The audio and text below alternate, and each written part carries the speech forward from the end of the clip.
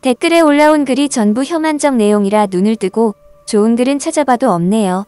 그래도 한국과 일본이 함께 협력해서 코로나 위기 이겨내자는 글을 보고자 했는데 애초 글부터 한국의 모든 부정적인 영향의 내용들을 한데 묶어 왜곡을 통해서 간추린 내용이라 혐한들의 입요기감으로 만들어진 글 같이 느껴집니다. 열등감에 뭉쳐 남을 까대는 것을 보니 자기들의 위기는 전혀 느끼지 못하고 한갓 눈요깃감에 정신 팔린 모습을 보니 마지막으로 갈수록 일본의 추태가 선을 넘어서는 걸 보니 그들의 만로가 얼마 남지 않은 듯합니다.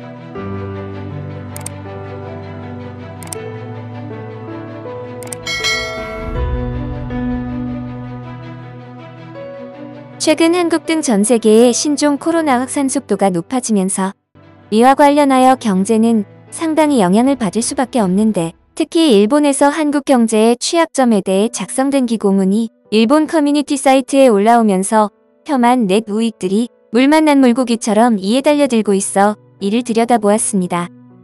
먼저 신종 코로나 바이러스 감염 확대가 한국 경제의 불확실성을 높이고 있다고 이야기하는 이 글은 특히 한국의 경제 성장을 견인해온 수출이 부정적인 영향을 미친다고 이야기하고 있습니다.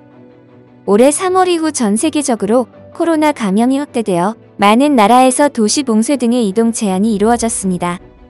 그 결과 3월부터 8월까지 한국의 수출은 전년 동월 실적을 밑돌았다고 얘기하고 있습니다.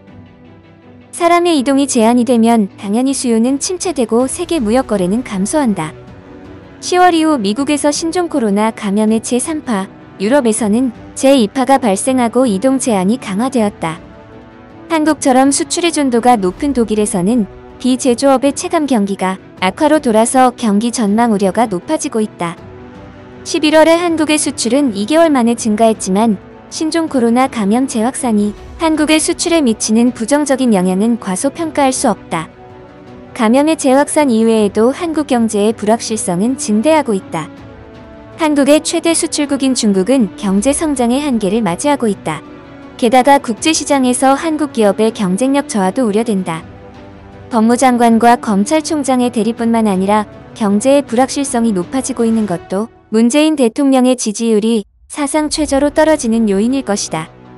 신종 코로나 바이러스의 발생이 수출 주도형 한국 경제의 운영을 더욱 어렵게 만들고 있다. 리먼 쇼크 이후 한국 경제의 특징은 자동차와 반도체 등의 대중 수출을 늘림으로써 삼성전자를 필두로 하는 대기업 재벌기업의 실적이 확대된 것이다. 그 결과로 국내에서는 일자리가 창출되고 내수가 뒷받침되었다. 즉, 한국은 자력으로 경제의 안정을 목표로는 것이 어렵다. 중국을 비롯한 세계 경제가 안정되어 있는 경우 한국은 재벌기업이 범용 제품을 대량 생산하여 저렴한 가격으로 수출하고 성장을 목표로 할 수 있다. 그러나 2018년 이후 상황은 변화했다. 특히 최대 수출 대상국인 중국에서 채무 문제의 과잉이 심화하고 경제 성장이 한계를 맞이한 것이 영향이 크다. 그것이 한국의 수출 감소 추세에 나왔고 신종 코로나 바이러스의 발생은 중국의 잠재 성장률을 한층 저하시켰다.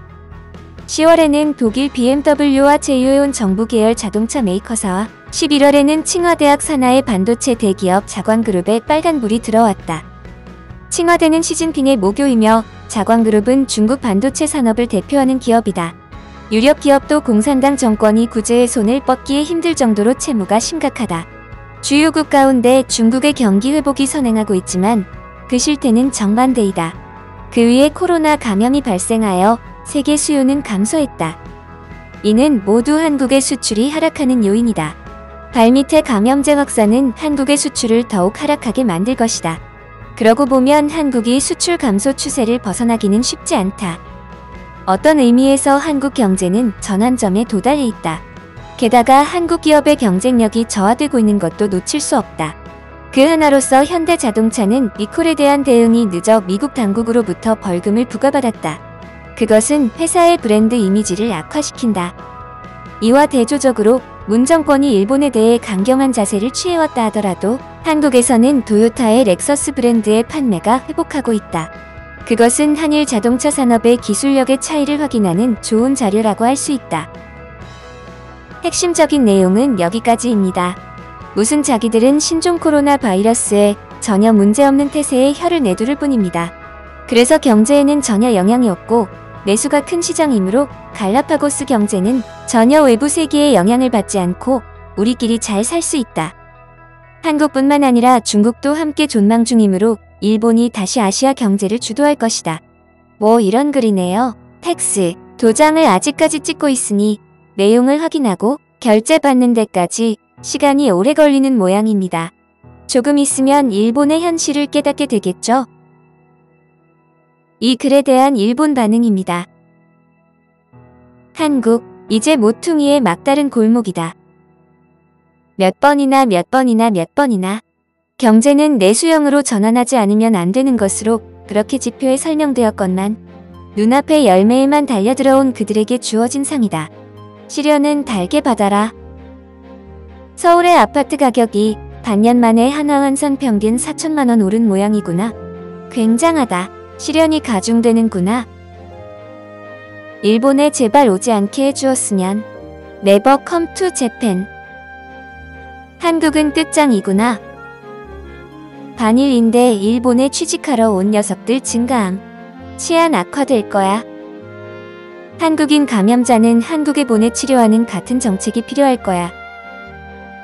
한국의 수출의 건으로 2018년부터 2019년에 10% 감소했고 올해는 신종 코로나로 또한 10% 줄거라 한다. 2021년에 얼마나 회복하느냐가 한국 경제의 관건. 역사를 잊은 민족에게 미래는 없다. 한국인이 말한 대로 되는구나.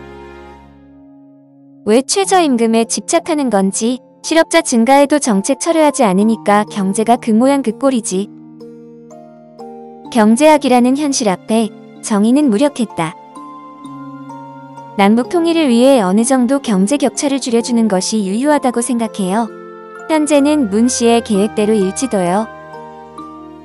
오히려 문장이 하는 대로 되는 것 아니에요? 경제 격차 해소시켜 북한과 통일하기 위해 위기를 맞이한 것이 아니라 계속 경제가 핀치였던 것을 감출 수 없게 되었을 뿐이야. 국책 표절 대기업을 제외하고 북한과의 차이는 원래 없었던 거야. 한국 경제 따위 아무래도 좋으니까.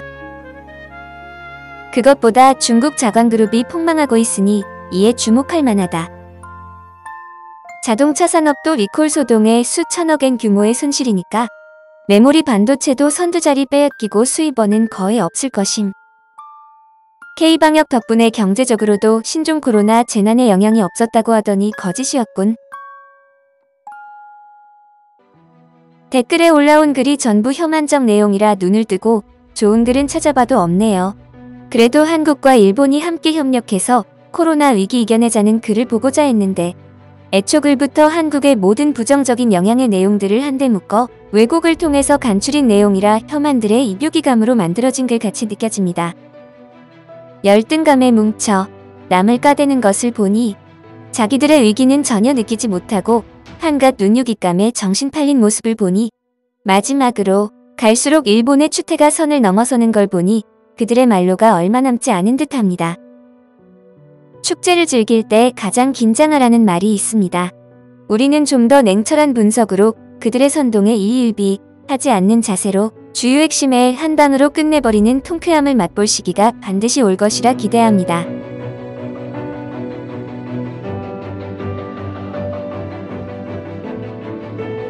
이상 레볼루션 울림이였습니다.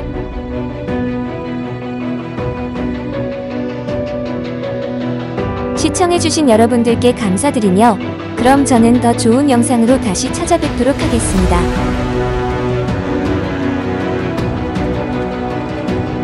고맙습니다.